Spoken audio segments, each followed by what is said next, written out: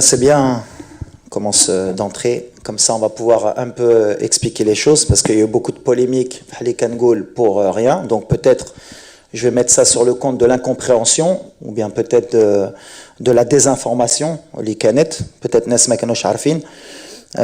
Déjà pour les Jeux Olympiques, تراتمني علاش وليد مع الفرقة وعلاش وليد يمكن كيهود التيران ولا كيهود bon. Juste pour expliquer un peu la configuration l'itrat, mort la Coupe du Monde 2022 au Qatar, bien sûr la DTN et surtout le président qui m'a confié la responsabilité de cette équipe nationale des U23, forcément. On a dit mort la Coupe du Monde, donc je répète bien mort la Coupe du Monde 2022. Donc mort de la Coupe du Monde 2022, l'objectif d'Yanna Kanet la Coupe d'Afrique bien sûr, Faddar, U23. Et forcément, donc se qualifier pour les Jeux Olympiques et forcément avoir un objectif élevé, une médaille, Inch'Allah.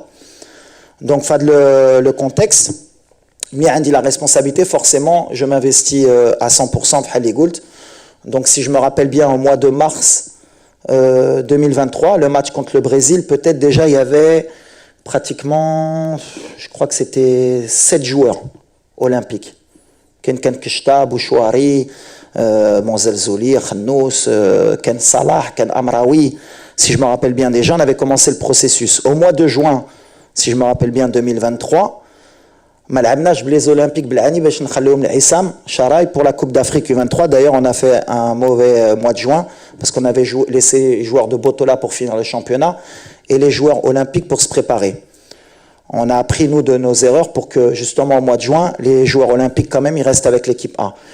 Donc voilà, le processus, il a été clair. Donc, je me suis investi. Ce qui m'a dérangé un peu, si on peut aller dans le dérangement, c'est Alech, la Coupe d'Afrique Faddar. وكل نهار كنت هنا في السنتر مع عصام وكنت في الستاد وكنت كنهود التيران حتى واحد ما هضر عليها وحتى واحد ما قال علاش وليد وعلاش un an après il y a eu ce souci. Peu importe, aujourd'hui, maintenant c'est clarifié. Quand le président m'a donné la responsabilité de nommer le sélectionneur des U23 pour les Jeux Olympiques, et je le remercie pour la confiance, c'est moi qui ai nommé Tarek Skitioui, et j'assume ce choix. Et j'ai pris la responsabilité de, si ça se passait pas bien, bien sûr, de prendre la responsabilité. D'ailleurs, la responsabilité, puisque quand on a perdu un match au JO, c'était la faute du sélectionneur des A. Mais avec Tarek, ça s'est super bien passé, puisque déjà, on avait une réunion au préalable quand il était au Mas de Fès, quand je lui ai proposé le challenge des Jeux Olympiques, et sur tout le mode opératoire des Jeux Olympiques, tout était clair.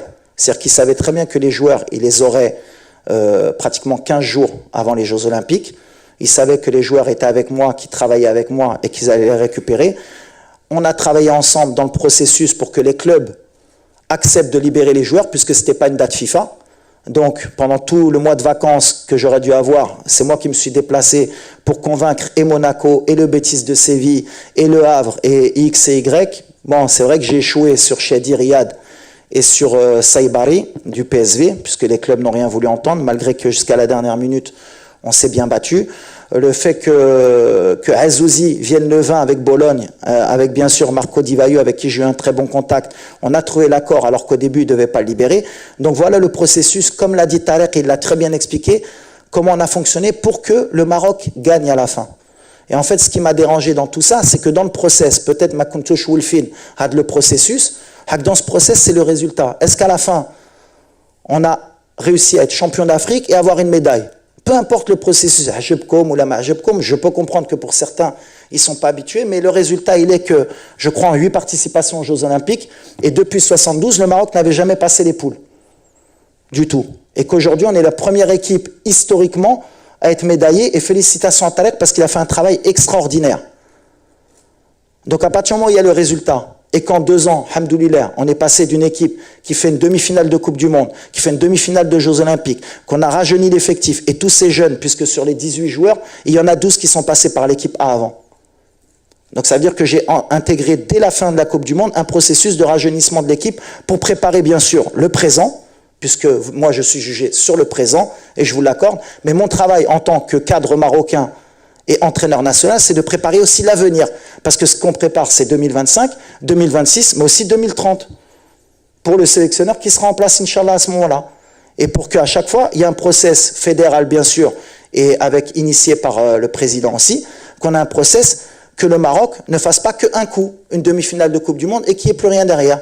Et dans ce processus, bien sûr, eh bien, il y a des dommages collatéraux. Des fois, bien sûr, on pourrait appeler des formes du moment, mais des fois, par exemple, comme aujourd'hui, Kan Aïto Aznou. La dernière fois, c'était l'Am Khaddin. Et peut-être que plus tard, on aura encore des jeunes. Le Maghreb, Dima,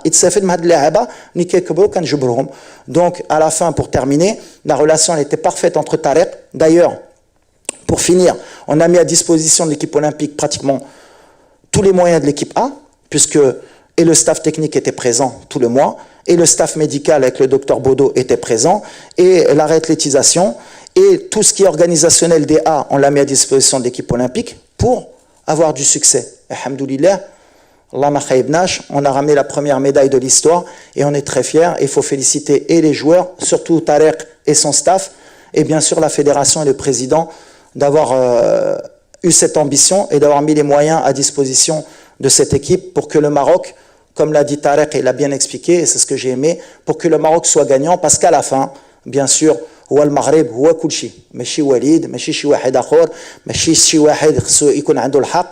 On a été beaucoup critiqué pourquoi l'équipe n'a pas pu se préparer plus tôt avec Tarek. Déjà, il faut expliquer, comme ça on va finir, parce qu'il faut bien prendre le temps, ce n'était pas une date FIFA. Donc, en tant que journaliste, déjà, il faut connaître un peu ce qu'est une date FIFA. Quand il n'y a pas une date FIFA, les clubs ne sont pas dans l'obligation de lâcher les joueurs. On est à leur disposition. S'ils veulent vous les laisser, ils vous les laissent.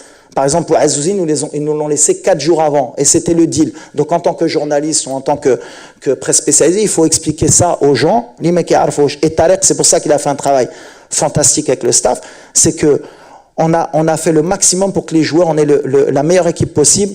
Et en 10 jours, on a travaillé tous ensemble pour que cette équipe, elle réussisse à ramener une médaille. Alhamdoulilah, on est médaille de bronze. C'est la première médaille en sport collectif de l'histoire du sport marocain aux Jeux Olympiques. Donc je pense que, voilà, alhamdoulilah, je pense que le volet, il est fermé. On a très bien expliqué. Et maintenant, on va se concentrer sur ce qui nous importe, Inch'Allah, c'est être prêt pour la CAN 2025 au Maroc. قبل ما تخرجوا ما تنساوش تابوناو معنا في لاشين يوتيوب وبارطاجيو المحتوى في مواقع التواصل الاجتماعي وما تنساوش ديروا جيم.